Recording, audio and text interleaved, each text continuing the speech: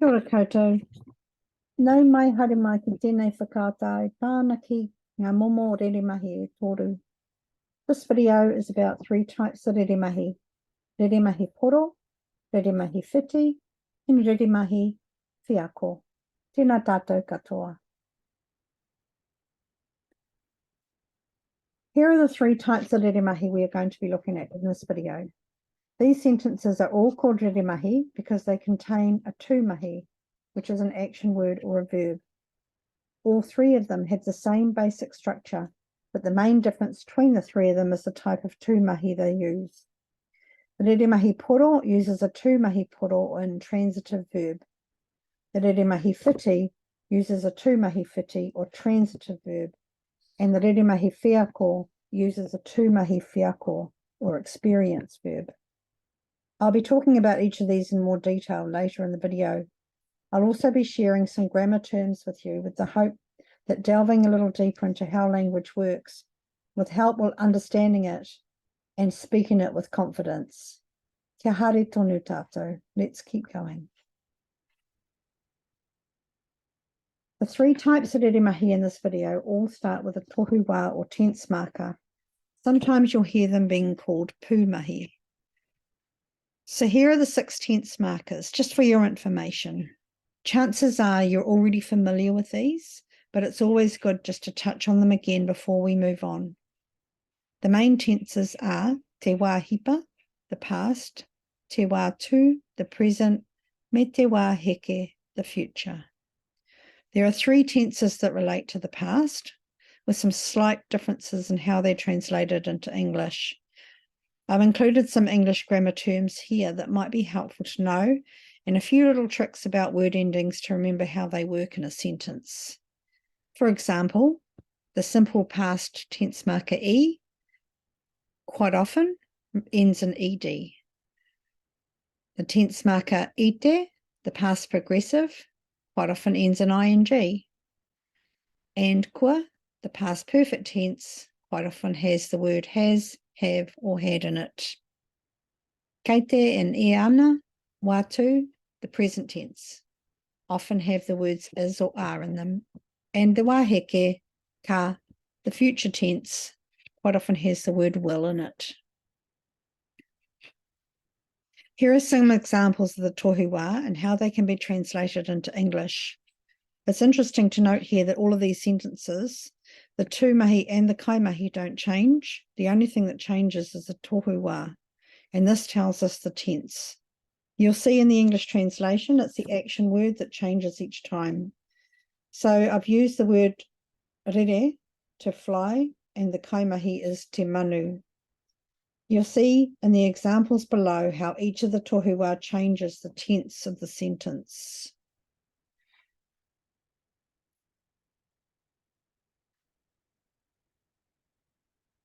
I've put together this list of terms for you so that you can refer to it if you'd like to know what all the parts of the sentences are called.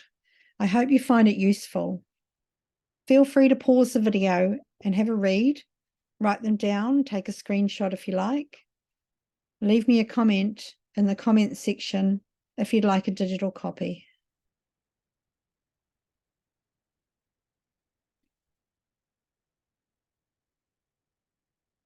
Something else that will be handy to have in your learning kete is this list of pronouns. A pronoun is a word that can take the place of a noun in a sentence. In te reo Māori, these are called tūkapi. There's other words for them, but for now, we'll go with tūkapi. I've organised these ones around how many people, animals, things, etc. are being spoken about, either 1, 2, or 3 or more. The words at the top are the words in te reo Pākehā. I, me, we, or us. You, he, she, it, they, or them. On the right-hand side are some examples of how you might use some of these instead of the kaimahi in a reremahi action sentence. So if you were being asked a question that has a kaimahi in it, you wouldn't usually repeat the kaimahi in your answer. You would use a pronoun instead. So the first question is, kei te aha ngā tāne, what are the men doing?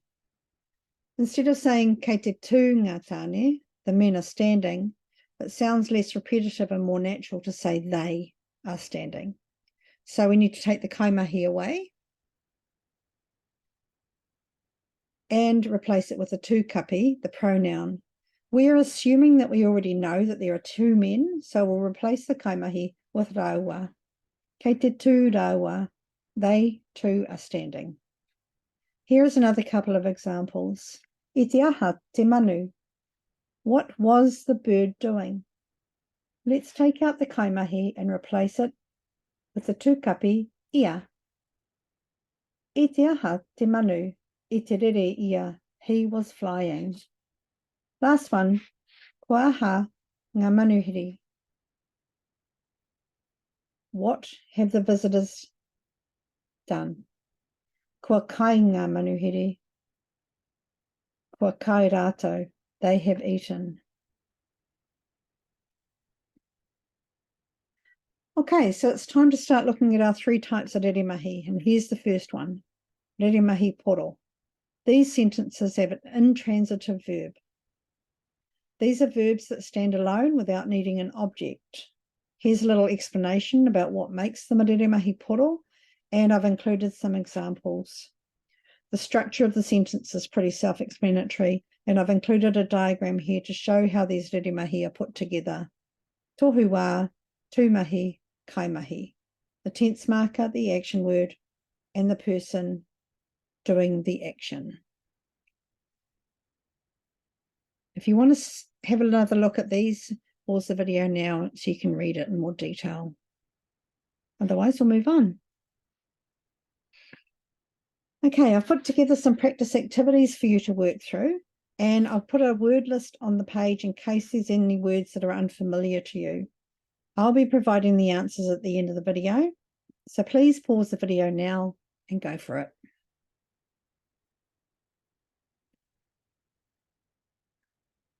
Here is the second Momo reremahi, type of reremahi. These are the Reremahi Whiti. These are sentences that have a transitive verb or a tūmahi whiti. They're transitive because they transition or cross over to another part of a sentence, because they need to have an object for them to make sense. The object of the sentence is called a tauna, because it's the thing, the person, etc., that the action is being done to. In English grammar terms, this is called an object.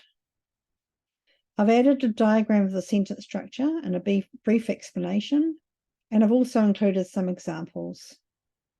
The structure of the Reremahi Whiti is the same as the Reremahi Poro, but it has a joining word, the pūhono, which joins the first part of the sentence to the object. In a Reremahi Whiti, the pūhono is I.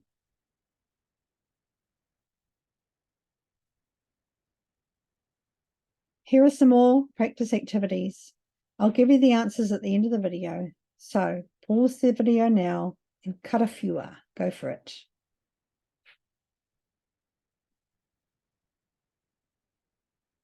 The third type of reremahi in the video is a Reremahi Wheako. These are reremahi that use a tūmahi wheako or experience verb. These are action words that is something that is still in action, but it is done with the mind or related to a feeling or an emotion. For example, think, understand, and remember are all experience verbs. The most important thing to note here is that the pūhono in these sentences is key. So the sentence structure is the same as a Reremahi Whiti, but because the tūmahi are tūmahi wheako, these sentences use ki instead of I as their joining word. I've included a brief explanation and some examples for you.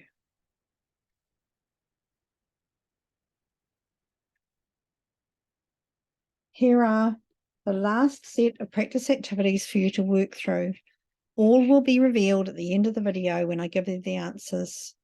So please pause the video now and do this mahi. Kia ora.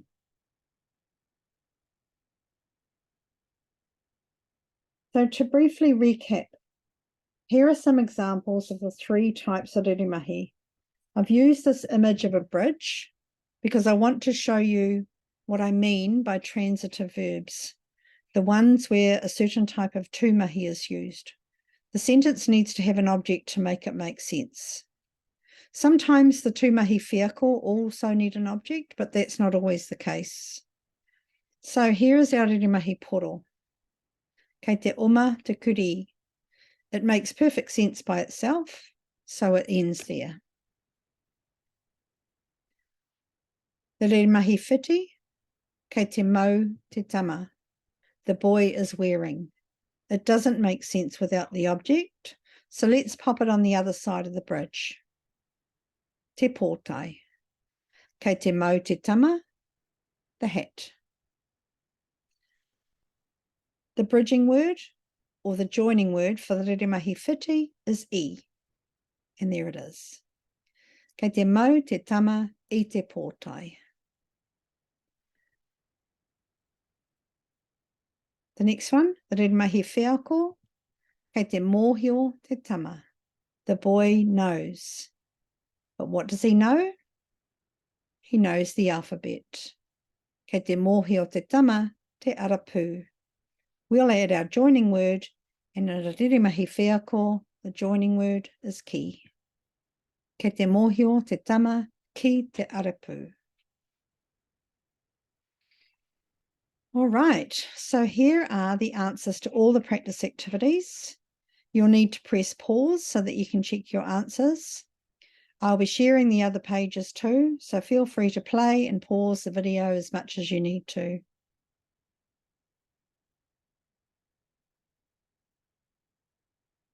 Here are the answers to the Reremahi Whiti practice activities. And here are the answers to the Reremahi Whiako practice activities. I do hope that this video helped you and that you're feeling more confident with the Reremahi Poro, Whiti and Whiako structures. If you have any feedback or questions, I'd love to hear from you. Nō reira, e mihi ana ki a koutou, I tō koutou manua nui. Thank you for persevering. Kia ora.